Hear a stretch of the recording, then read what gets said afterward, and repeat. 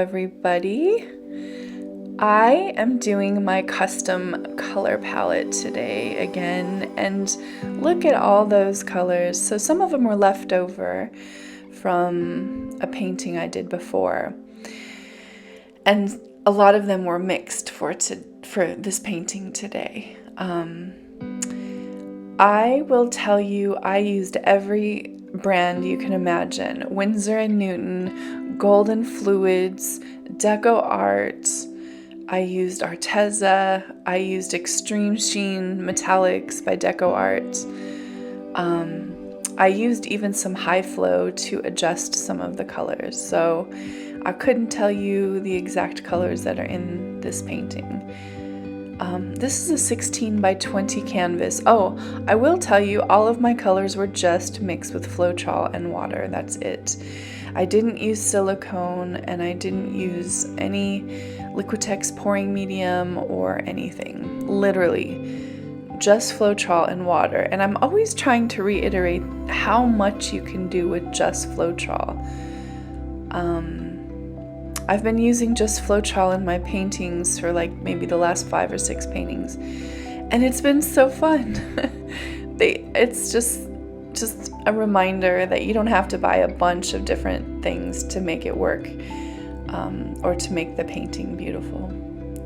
So I'm doing a dirty pour here. That's where you just put it all in the cup and you don't do any layering necessarily. I think towards the end of this one I did a few little layers, but most of it's just a dirty cup. And I just did a straight pour, no ring pour, no fancy moves or anything, just straight out the cup. And then I add what Mina Villegas calls the flow extender. So she is, I'll link to her in my description box, but she's partially the inspiration for today's painting because she's been doing these amazing dirty pours. And this is what she would call actually a mildly dirty pour, because there was no layering in most of the cup and then a little bit of layering on part of it. And anyway, my point is that she has inspired me to play more with the dirty pour. And oh my gosh, it's so fun to see the results. And I do love all the beautiful lines that you get when you do like a ring pour and you layer your cup a certain way. It's really fun. So what I want is, I decided I want this red to pop through when I do my balloon rolls. So that's my hope. I put just enough paint in the center to create a pour, but I'm hoping that this red and this orange red color that I put on there will pop through as I roll the balloon over, and it picks up some of that paint that's off the canvas. So it worked in my painting I did, that little collab I did with Mina, our little friend paint date collab thingy. That was a fun little painting. That was 2 paintings ago if you're looking for it. So then I thought, okay, I want to bring that red color into the center of the painting. So I just did a tiny little cup with some of the red, the orange, some gold. And I decided to do that in order to bring a cohesiveness to the piece, because I saw that a lot of the wine colors, the crimson, the Alizarian crimson that I had used, and the blues were all coming through. But I want to make sure that when the red pops through, it has a counterbalance somewhere in the painting. And that's the best way I can describe it. So I rarely show the tilting at actual speed, but this is one of those times where I do show you. I take time. I know I usually speed it up, but I really think about, one of the things that you need to think about is, where's the prettiest part of the paint? Like, where's the part that you don't want to lose or get rid of? That's the part you actually tilt first. And that seems counterintuitive, but the reason is, if there's a part that you really love, you tilt it first. Then when you go the opposite direction, you can actually tilt some paint off and be sure to leave the part that you love. So a lot of times that's what I do, is I'm looking to see, which part of this painting am I going to really, really love the most? And which part am I trying to save? So you see that orange-red color, it seems really ridiculous at first with the rest of this painting, and it will pay off in the end. I actually love the center of this because that gold looks so shiny and ethereal. And then all I'm doing right here is just trying to work on composition, because, you know, I don't want it directly in the center necessarily, but I do want to move it to a place where it feels right in this painting. And then I just put like a little time lapse on here so you can see the cells developing. And also to share with you, I took like 6 minutes to just sit here and stare at this painting, because I wanted to really see what was going to happen. And take time to think about where I wanted to place my rolls. Now see how that red just popped through down there? I'm going to show you closer.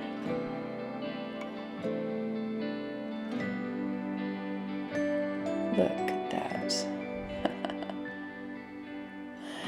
I was pretty excited when I saw that. I'm like, yes! So I was very careful with this one. You know how I'm always like, oh, be fearless and do this and do that. I have to say I was really careful in executing this one.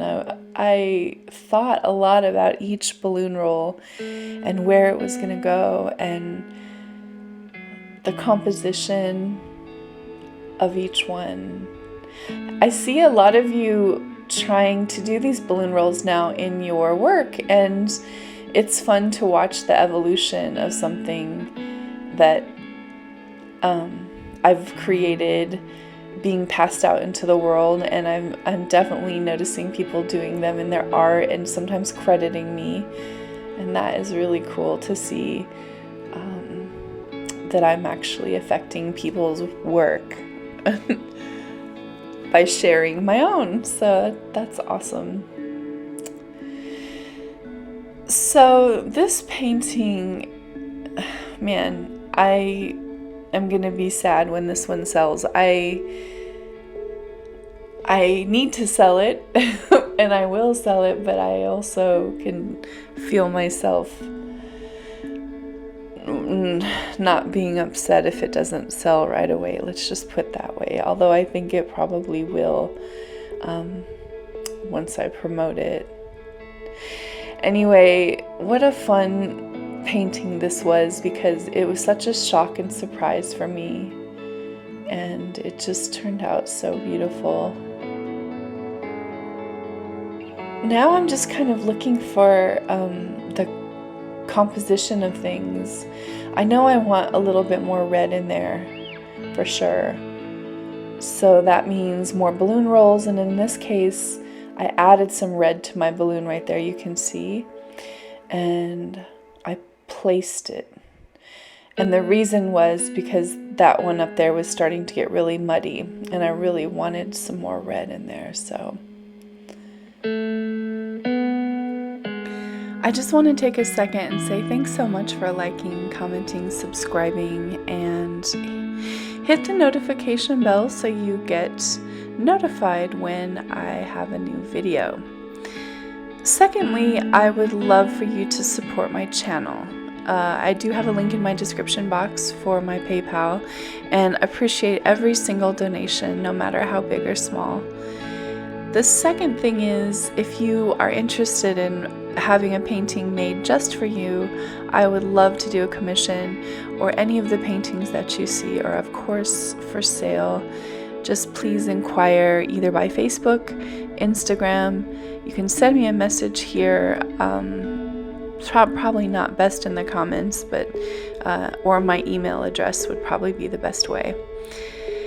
And finally, I'm closing in on 10,000 subscribers, and that means a giveaway is coming up. I've been wanting to do a giveaway at 10,000. I just can't believe it's here already. The second thing is, I want to do an auction. I have so many paintings, so if you think an auction is a good idea, leave a message in my comment section, and maybe I will schedule an auction for everybody. I have to let go of some of these, you guys. Anyway. And look at this close-up. It just shows all the beautiful details. I love the fire and ice of this painting. So the reds with the blues. But yet I didn't really get purple because I didn't combine the colors per se, not in the cup. You know how blue and red make purple, but that's kind of one of the surprising parts of this, is because I put the reds separate on the bottom of the canvas. And I put the red pour separately in the center at the end. Then I really don't get purple. And so it's kind of a surprising combination for your eyes that you get to see those two colors together, but not any purple. It's so pretty, and it dried just like this too. Maybe a little tiny tad bit darker, but you know, after you varnish or resin, these colors all turn very vibrant and pop again. So that's it, the most beautiful painting I feel like I've ever made, although I've said this about other ones before. But isn't that what it's supposed to be? We're supposed to be exceeding our own expectations about our art and continuing to push ourselves to try new things and to create new and expanded ideas, and to continue to evolve as artists. That's my goal as an artist. I want to continue to move forward and just take the journey and see where it leads me. Thanks so much, you guys. I appreciate you coming with me today on this one, and I hope to be able to make more art videos just for you. Don't forget to like, comment, and subscribe so I can make more art videos for you.